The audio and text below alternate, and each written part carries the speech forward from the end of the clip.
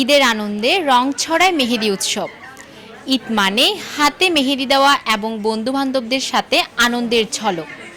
ছোট বড় সকলেই মেতে ওঠে ডিজাইন এবং গল্পের ভেলায়।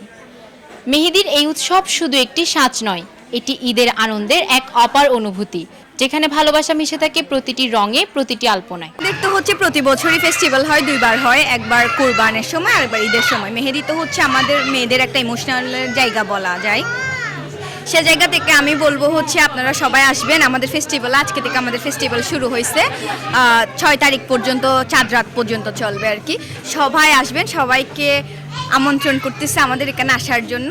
যে মেহেন্দি ফেস্টিভ্যালটা হয় ঈদ উপলক্ষে, তো ঈদ উল ফিতরও হয়েছে, ওখানে হিউজ আমরা ক্লায়েন্ট আপুদের পেয়েছি। তারপর আমাদের 50 জনের মতো আপনার মেহেন্দি আর্টিস্ট ছিল। তো এবারও তার ব্যতিক্রম নয়, আমাদের তার মধ্যে 20 জন আপু এখানে উপস্থিত আছেন। ক্লায়েন্ট আপুরা আসতেছে নিজেদের পছন্দ মতো, আর্টিস্টদের থেকে পছন্দ মতো ডিজাইনে মেহেন্দি দিচ্ছে, যেটা বরাবরই খুব স্যাটিসফাইড। তো আমি বলবো আপুরা যারা এখনও অপেক্ষা করতেছেন এই দিনের জন্য, আমাদের আজকে, তারপর 5 তারিখ, পরশু দিন, মানে 4, 5, 6 এই 3 দিন আমাদের ফেস্টিভ্যাল চলমান থাকবে। অনেক ভালো অনুভূতি সৃষ্টি হচ্ছে বলতে গেলে। রূপা আপু এত সুন্দর করে আমাকে মেহেদি পরিয়ে দিয়েছে, মানে আমার বিশ্বাস অনেক খুশি লাগতেছে। আমার অনেক ইচ্ছে ছিল রূপা আপুর থেকে মেহেদি দেওয়ার জন্য, এবং মেহেদি পরার ইচ্ছে সবারই থাকে, এবং মেহেদি পরতে অনেক ভালো লাগে।